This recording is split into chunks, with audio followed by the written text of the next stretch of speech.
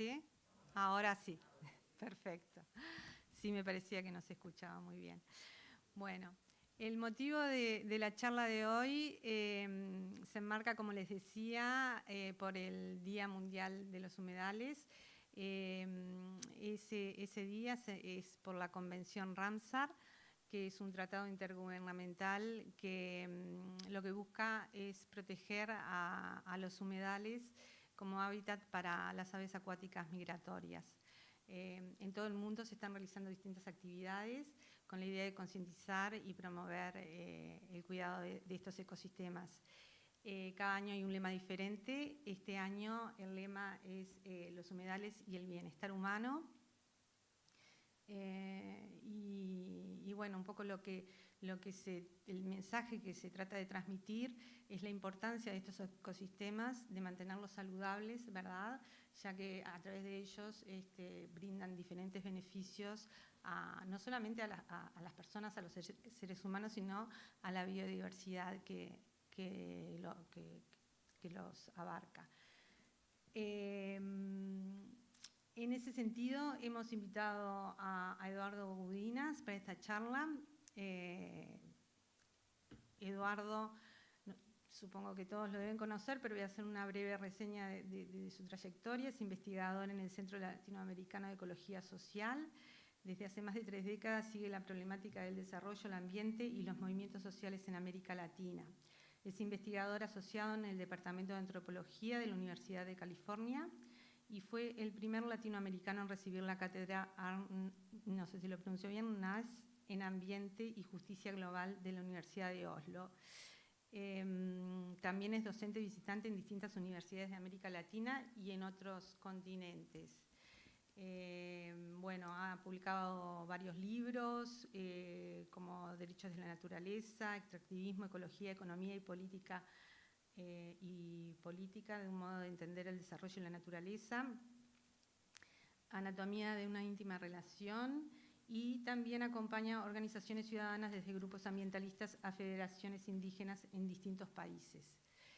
Para nosotros es un gusto presentar a Eduardo y ya le doy la palabra, así que está en tus manos. Bueno, muchas gracias. Buenas noches a todas, a todos. Gracias por estar aquí esta noche. Y muy agradecido a Provides y al Centro Cultural de La Paloma por la oportunidad de charlar con ustedes sobre el tema de los humedales, que es lo que nos convoca el día de hoy. Una primera aproximación a esto sería definir, para que todos tengamos claro qué significa la palabra humedales. Es una categoría plural que engloba muy diferentes tipos de ambientes. Desde un lado ríos, a lagunas, lagos, a esteros, bañados, planicie de inundación. Desde los montes y pajonales que acompañan a esos cuerpos de agua, hasta lo que encontramos, por ejemplo, en las lagunas litorales oceánicas aquí en Rocha, o los bañados del Santa Lucía en Montevideo, o los bañados que siguen el curso del río Tacuarembó en el norte del país. Y como ustedes saben, son un gran reservorio de vida con una enorme riqueza de especies, tanto de fauna y de flora. Y ahí tienen ustedes un mapa de los humedales del Uruguay, donde lo interesante de ese mapa, que todas esas zonas verdes que representan humedales, nos muestran que el país está repleto de ese tipo de ambientes. Donde miremos, más tarde o más temprano vamos a encontrar un humedal, que por cierto son distintos, pero donde está una y otra vez el eje, esa dependencia, esa asociación con el agua. También sabemos que estos humedales están amenazados. Tenemos esa información acumulándose por lo menos desde hace 50 años. Sabemos que han sido desecados, que han sido drenados, sabemos que hay contaminantes, sabemos que hay caza furtiva, sabemos que hay quema de pajonales, que hay tala de monte indígena asociados a ello, y así sucesivamente. Hay una enorme cantidad de información científica que indica esto. Hay presiones de alertas y denuncias, tanto desde académicos como de comunidades locales, y hay algunas reacciones desde gobiernos, como pueden ser el acuerdo multilateral de Ramsar que les acaba de mencionar Diana. Entonces, lo interesante y triste a la vez es que a pesar de ser 50 años de acumulación sobre lo que ocurre con los humedales se siguen destruyendo.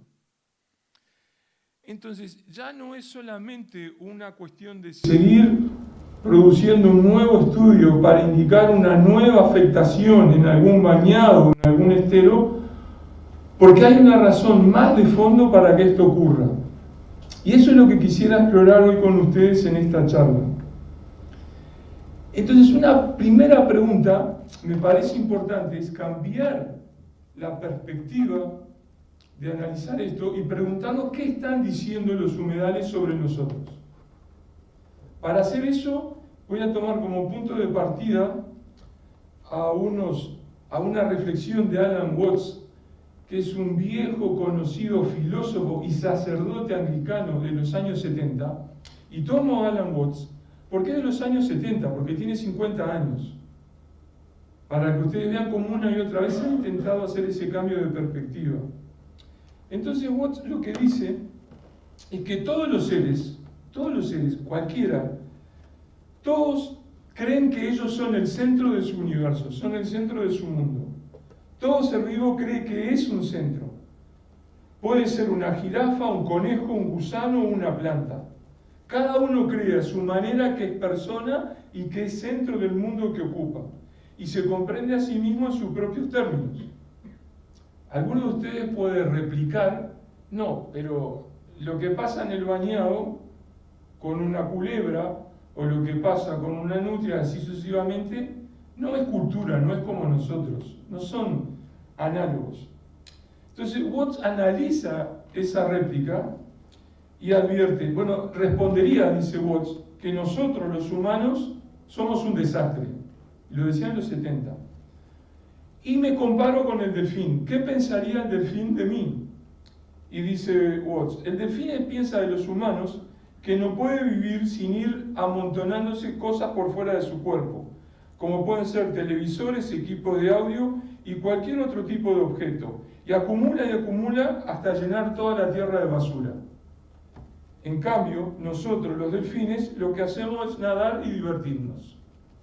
Entonces, bajo ese espíritu, siguiendo a Watts y muchos otros que han seguido esta advertencia, me he preguntado, en esta comunidad, en esos centros que hay en los bañados, por ejemplo aquí en los bañados de Rocha, ¿qué estarían diciendo sobre lo que hacen los humanos?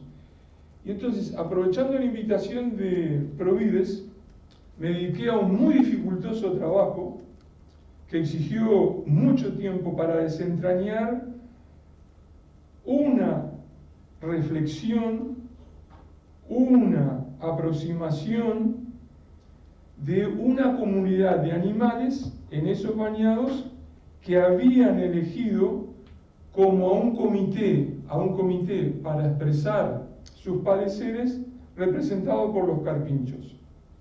Y le habían encargado a los carpinchos reflexionar sobre qué piensan los humanos acerca de los bañados donde ellos viven. Se preguntarán ustedes por qué elegir a los carpinchos, por qué la comunidad de culebras, cigüeñas, aves, anfibios, etcétera, que viven en los bañados de Rocha eligieron un comité de carpinchos. ¿Por qué el comité de carpinchos? Porque los carpinchos saben que seguramente van a morir. Los carpinchos son los que saben que es posible que mueran en manos de un cazador o porque mueran porque su bañado desapareció. Y esa urgencia los hace lo más adecuado para abordar esa reflexión. El comité de carpinchos, intentando traducir lo que ellos dijeron, advierte que la determinación de lo que es correcto o incorrecto sobre lo que ocurre en los bañados depende de los usos que se le da a esos bañados. Hay por detrás una discusión entre lo correcto y lo incorrecto y qué utilidad hay en los bañados.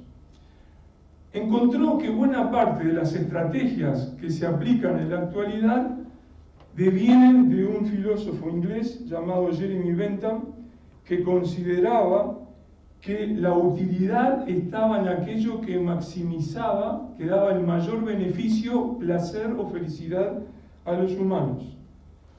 Bentham era un filósofo y jurista inglés que sostenía que lo correcto era aquello que daba el mayor beneficio al mayor número posible de personas. Esto preocupó mucho al Comité de Carpinchos, porque implicaría que la moralidad de lo correcto solo dependía del goce y bienestar de los humanos, independientemente de qué ocurriría con la comunidad de seres vivos en los bañados.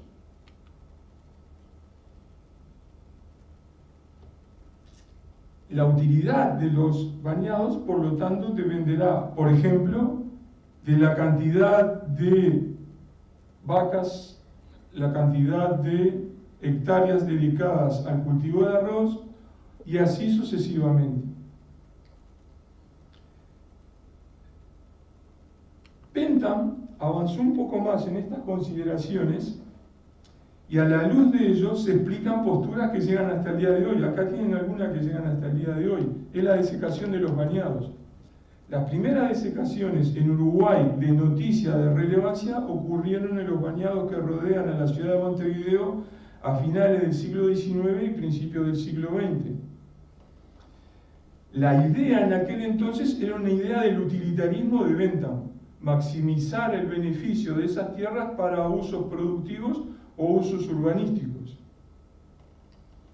Por lo tanto, estaba bien desecarlas, y eso ocurre en la actualidad. Esto es una foto de un artículo reciente de La Diaria, donde revela esa misma situación en un bañado aquí cerca, en los bañados de Rocha, donde se refleja un problema repetidamente ocurriente en el lugar, que es obras de canalización para fines productivos. Esta postura era, a juicio del Comité de Carpinchos, insostenible. ¿Por qué? Porque desembocaba en la destrucción de los ambientes naturales, pero era además difícil de atacar porque el utilitarismo de este filósofo británico era de que estaba atado a la libertad. La libertad estaba asociada a poder elegir aquello que daba el mayor beneficio. Por lo tanto, cuestionar la desecación de un bañado se volvía dificultoso porque de alguna manera implicaría rebatir la libertad de los humanos en poder disponer de su propiedad. Si el bañado es mío, yo puedo hacer con él lo que quiera, replicaría más de un humano. Esta dificultad fue advertida por el Comité de Carpinchos.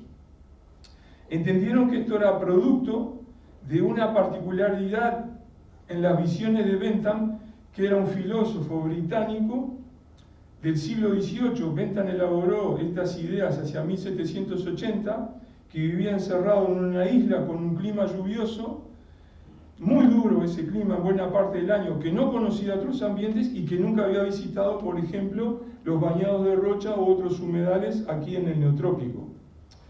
Además entendían, y no es menor, que Bentham tenía dificultades para amar y para compartir una vida con otros, ya que, como se sabe, los biógrafos de Bentham relatan, en su juventud, cuando visitaba regularmente la casa del Lord Lansdowne, que era su patrón, él intentaba cortejar a las mujeres de la región, pero lo hacía con tanta torpeza y apelando a estrategias como jugar al ajedrez o darles lecciones para tocar el clavicordio, que su resultado fue que nunca se casó. Entonces los carpinchos se entraron a preguntar, ¿hay un problema del utilitarismo también en manejar las afectividades y las emociones? Los carpinchos sabían que esta idea utilitarista estaba en las medidas de desecación en los bañados aquí en Uruguay.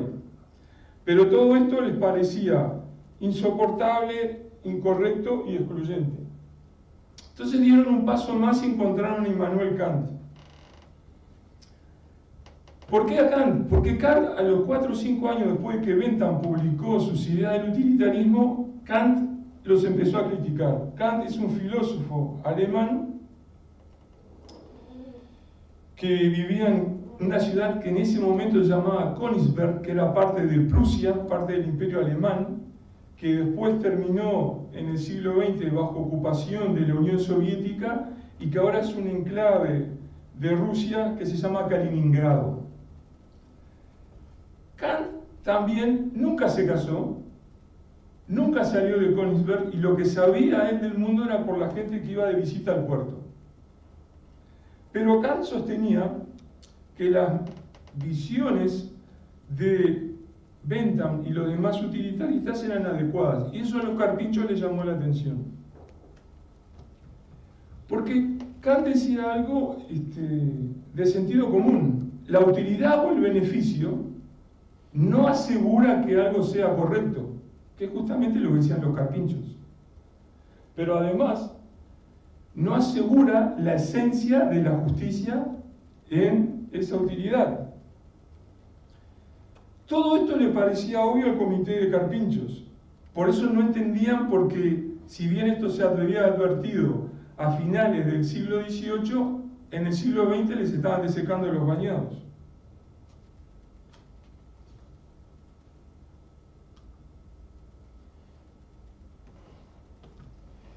Kant introduce una cuestión adicional para una ecología política de los bañados que me parece muy importante subrayar.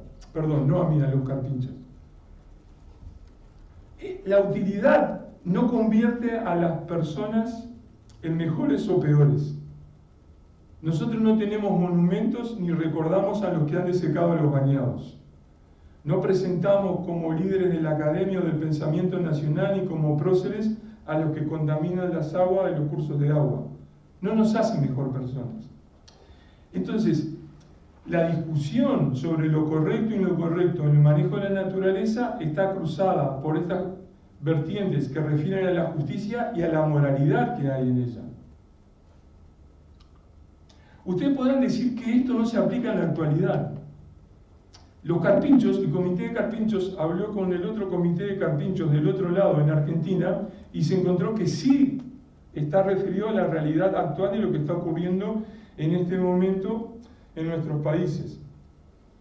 Aquellos que viven en los humedales de Argentina informaron que el nuevo humano que está a cargo de los humanos en ese país que se llama Argentina defiende las posturas más extremas de aquel utilitarista que era Bentham. Los allegados de Milei y Milei mismo, y de quien él abreva sus fuentes intelectuales, entienden que la crisis ambiental es un invento de los ambientalistas.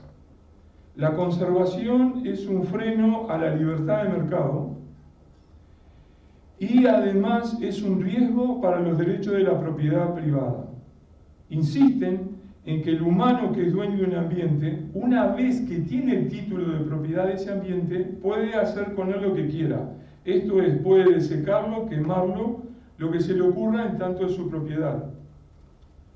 Los carpinchos advertían entonces que el bañado, con todas sus diferencias, con todos los tipos diferentes de pajonal, de estero, de presencia del agua estacional o permanente, toda esa enorme heterogeneidad desaparece y se convierte en un objeto que es el padrón. Y ese padrón tiene un dueño. Asimismo, señalaban lo que ocurre en Argentina: el Estado no puede intervenir en el goce del beneficio económico que le haría desecar ese bañado. Es por eso que las personas que participan del gobierno de Milei han propuesto, y lo han propuesto, realmente lo hicieron, privatizar los recursos naturales, privatizar especies, desmontar el servicio de áreas protegidas, derogar las normas que controlan la deforestación, especialmente aquellas que protegen al bosque chaqueño, y derogar las normas que protegen a los glaciares y otras fuentes de agua de alta montaña frente al avance de la minería. Al mismo tiempo, buscaron y lograron la anulación del Ministerio del Ambiente, que pasó a convertirse en una subsecretaría junto a otras como la de Turismo dentro del Ministerio del Interior. Los carpinchos argentinos están espantados porque encontraron que a cargo de esta subsecretaría del Ambiente pusieron una persona de nombre Daniel Scioli, que era un señor que se dedicaba a las carreras de lanchas, que fue peronista, después fue kirchnerista, después fue nuevamente peronista, pero no kirchnerista, y ahora es de Milei. En la sesión del Congreso, que estaba en marcha la semana pasada, de discusión en la comisión pertinente sobre la ley Ómnibus, los abogados de la Asociación Ambientalista Argentina denunciaban que varias de estas medidas tenían directa vinculación y daban los nombres propios de grupos empresariales y grupos de interés, especialmente para asegurar la deforestación y el avance de la minería sobre los Andes. Al saber estas circunstancias, el Comité de Carpinchos acá en Uruguay entendieron que los utilitaristas, muchos de ellos son utilitaristas porque realmente lo que protegen no es el beneficio común, sino que es el beneficio propio. Entendieron que los utilitaristas, especialmente aquellos con más poder económico o político, disfrutan de esa circunstancia y necesitan ser utilitaristas para seguir disfrutando ese poder político y económico. Se preguntaron los carpinchos, si esto puede pasar acá en Uruguay. Los carpinchos están preocupados. ¿Por qué? Insisto, esto es un comité de carpinchos porque saben que pueden morir.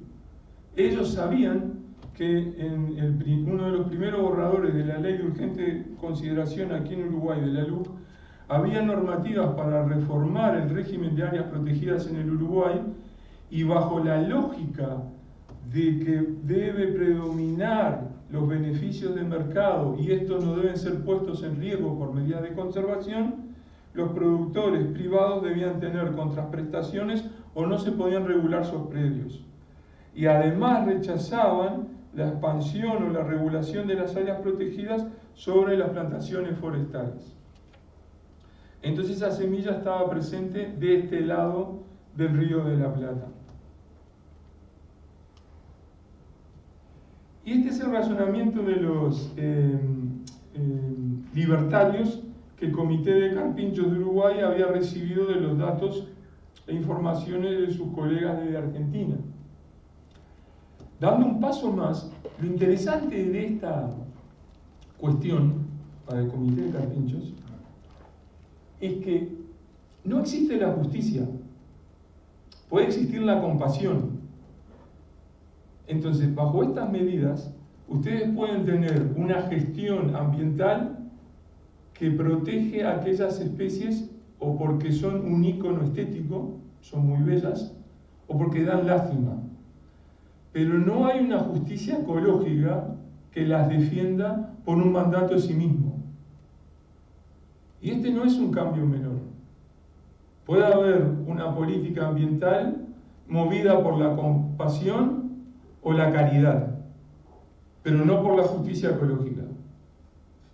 Entonces, las especies feas y desagradables pueden desaparecer.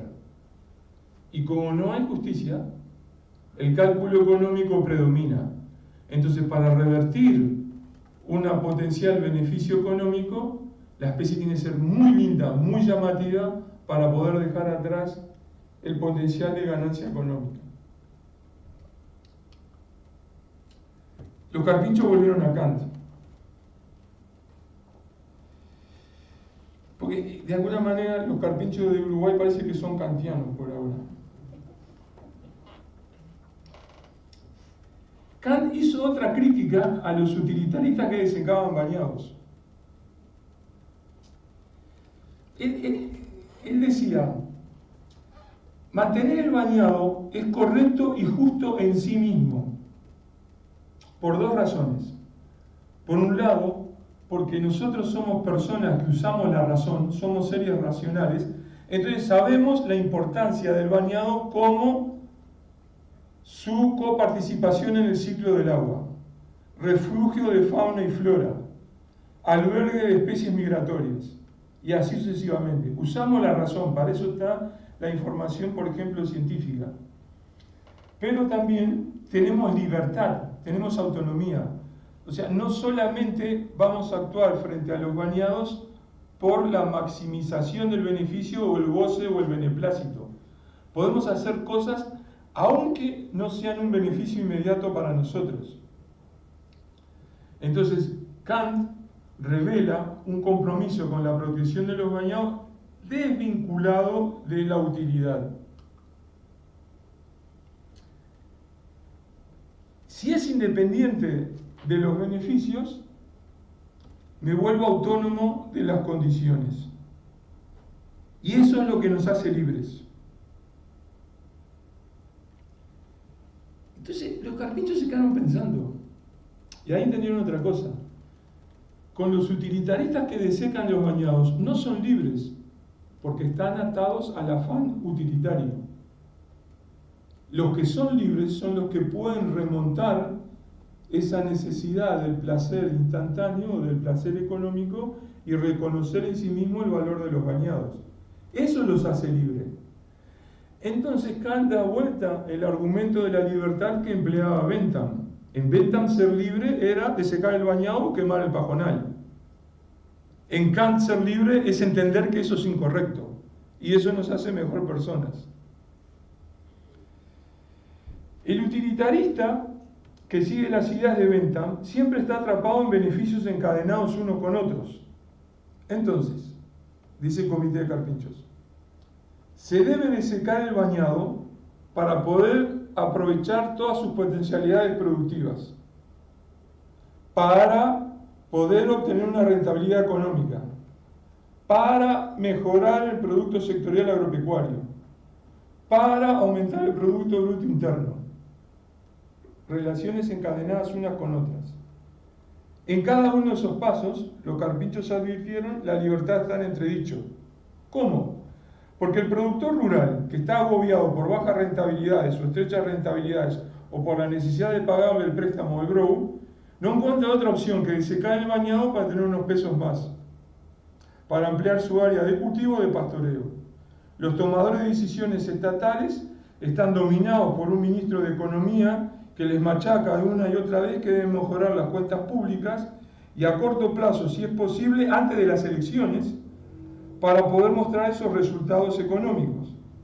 Ese ministro de Economía, como otros ministros, están atrapados por una política y por gerentes que están acá, en otra ciudad, están en Pekín, en el Ministerio de Economía de China, del otro lado del planeta, donde hay unos funcionarios en un enorme edificio gubernamental, la sede del Ministerio de Economía de China en Pekín, que les reclama a Uruguay y otros países que le venda por favor la soja más barata, porque si no les vende la soja más barata, la comprará en el país de al lado. Y para hacer la soja más barata, por ejemplo, la oportunidad que tienen es de secar humedales, cambiar, rectificar ríos y así sucesivamente. Y además, al funcionario que está ahí en China, no tiene idea de quién es un carpincho. Y eso encadena un elemento con el otro. El otro argumento de Kant era la racionalidad. Si tenemos racionalidad, quiere decir que hacemos uso de la razón y hacemos cosas con alguna lógica entre fines y medios. Ustedes saben que acabamos de pasar por una severa crisis del agua, entonces una de las medidas que tomó la actual administración fue la propuesta de instalar unas bombas de agua desde el río San José para llevar el agua hacia el río Santa Lucía. Cuando la academia y las personas de sentido común le decían, eso no va a funcionar. Bueno, acá están las bombas.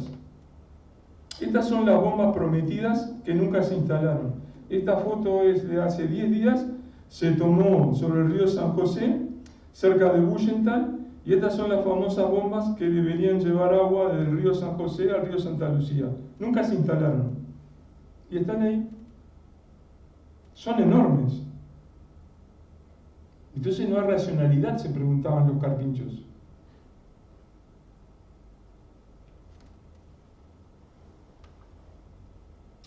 Del mismo modo, todos sabemos que para poder mantener el bañado, este tiene que ser de calidad.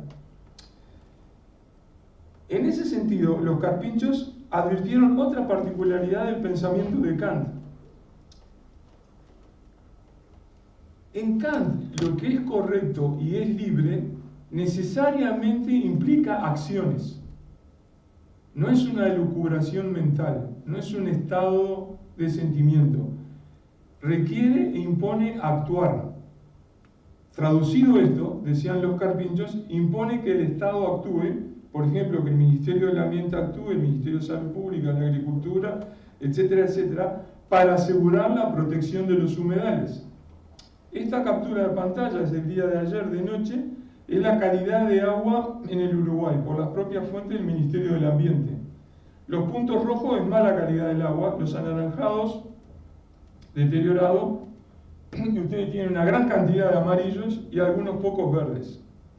El resumen de la situación de los humedales vinculados a los cursos de agua en Uruguay es que todas las grandes cuencas están contaminadas o amenazadas.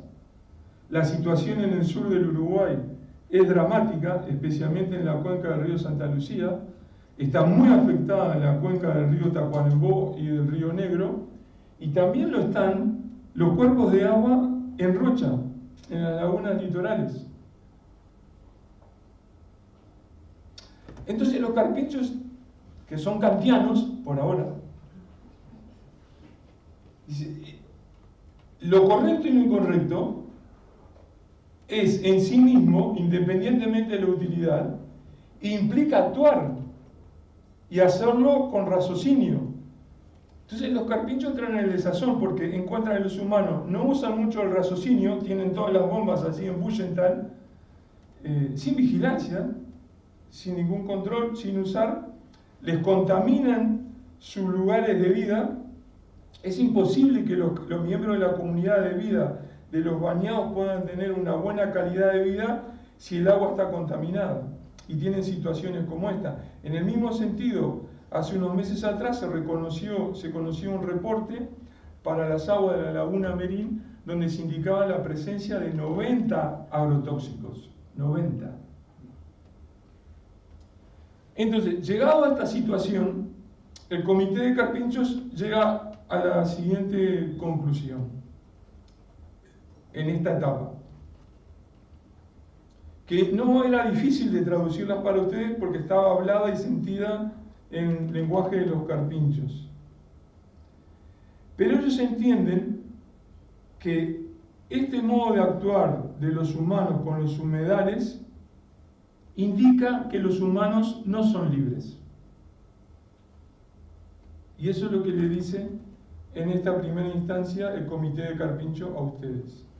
Dando un paso más, como les decía, los carpinchos saben que van a morir, por una razón o por otra.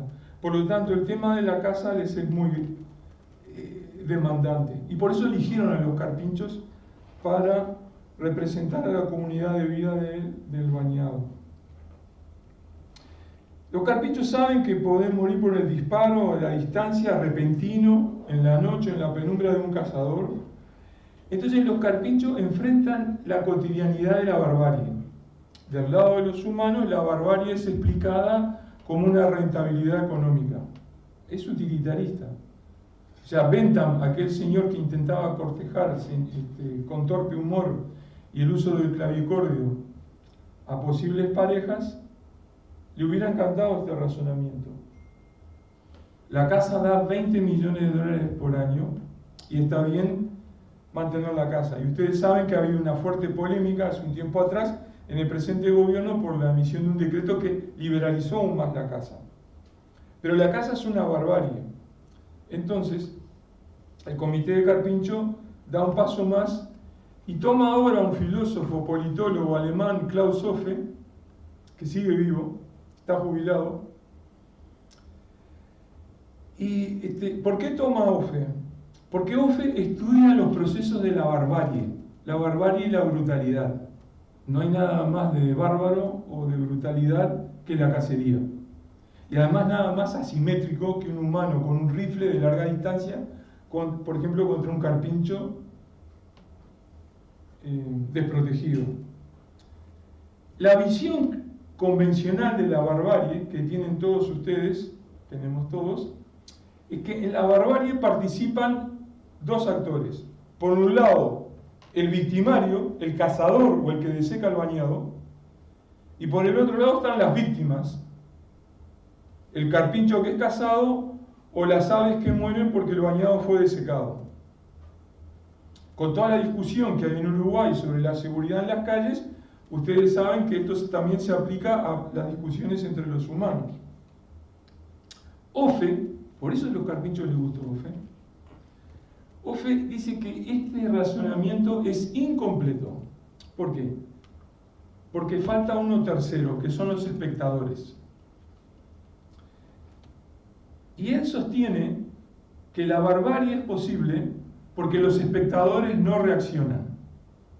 Los espectadores permiten de que se desequen bañados o se casen carpinchos. La mayoría está en los espectadores y esa mayoría no reacciona, y como no reacciona, se permiten esos actos de violencia. Ofe introduce entonces la advertencia de que en la violencia que se hace contra la naturaleza hay un triángulo entre quienes la ejecutan, quienes la sufren, y amplias mayorías, por las razones que quieran. Algunas podrán ser comprensibles porque están en sus casas, nunca vieron un bañado, no saben nada de los carpinchos y así sucesivamente, agobiados por problemas laborales, etcétera, etcétera. Pero lo cierto es que esas mayorías son las que determinan que una y otra vez se mantenga esa vinculación de la violencia.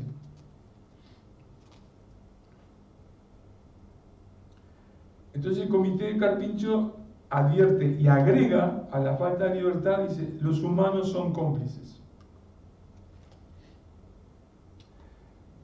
Dando un paso más, el Comité de Carpinchos sostiene que es algo evidente. El carpincho, como el resto de la comunidad de vida en los bañados, solo puede vivir, solo puede prosperar, solo puede existir si hay un bañado. Si no hay bañado, ninguno de ellos podrá mantenerse vivo y prosperar. Por lo tanto, consideran la justicia tiene un propósito, preservar el bañado. La justicia tiene propósito. Y eso los hace aristotélicos. Al hacerse aristotélicos, la justicia tiene un propósito porque requiere una buena vida en común.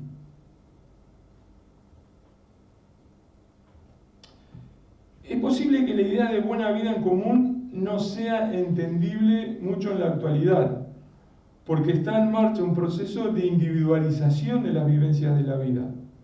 Entonces, yo celebro que ustedes estén aquí, pero también me doy cuenta que muchos otros deben estar mirando Netflix o saltando de un TikTok a otro en sus celulares, y su buena vida está ligada a la conectividad.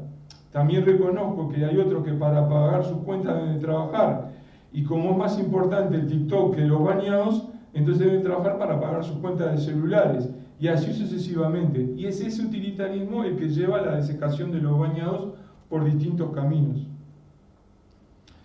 Pero para aquellos que están dispuestos a discutir la buena vida, encontrarán que, o pueden intuir en este momento de mi relato sobre el informe de los carpinchos, que ellos, como los otros habitantes de la comunidad de los bañados, quieren la paz, la amistad, jugar, armar sus parejas, tener sexo, tener comida de calidad y buenos refugios para él, sus parejas y sus familias. Todas estas características de que tener un buen lugar para vivir y una buena vida, todas estas características, la paz, la amistad, el amor, la diversión, etc., son también de los humanos. Y esa es la discusión de la justicia desde esa mirada de los aristotélicos.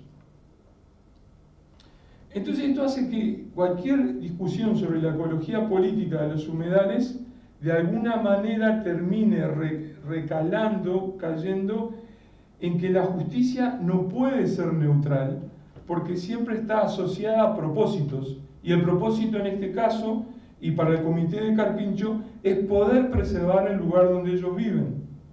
No podían ser utilitaristas al estilo de Bentham porque eso implicaría que la utilidad es lo que prevalece, pero la utilidad no tiene nada que ver con la felicidad o con el bien común.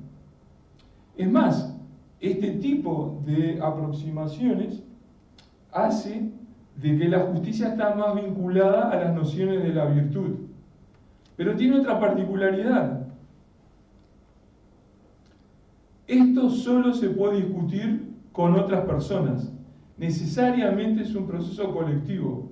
Es un proceso de personas deliberando entre ellas qué hacer con los bañados, así como qué hacer con otro tema como puede ser educación, economía o seguridad.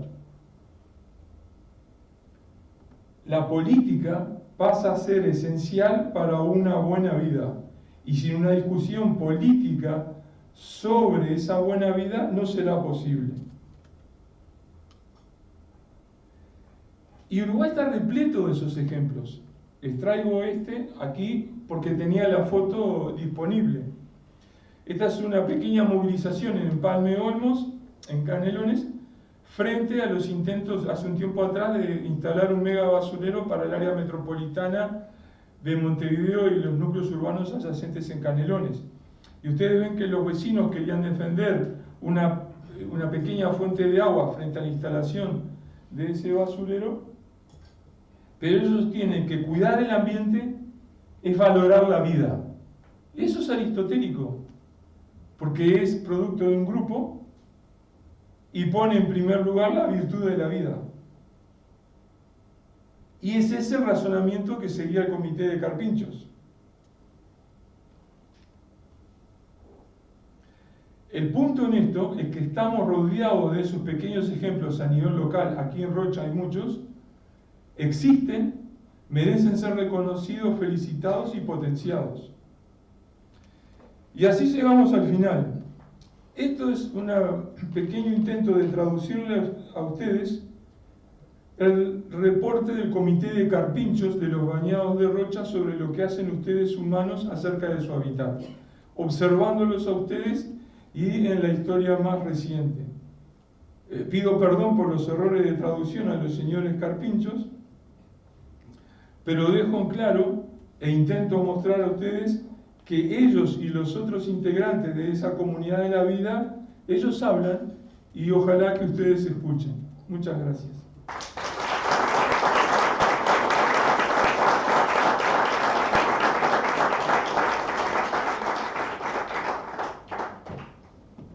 Bueno, muy bien. Muchísimas gracias, Eduardo. La verdad que el enfoque de la charla fue bien diferente, pero pone bien en claro cómo es que se puede ver este tema desde el lado de los carpinchos. De los carpinchos. Si no fueran ellos, podrían ser otros. Tenemos un espacio abierto para preguntas.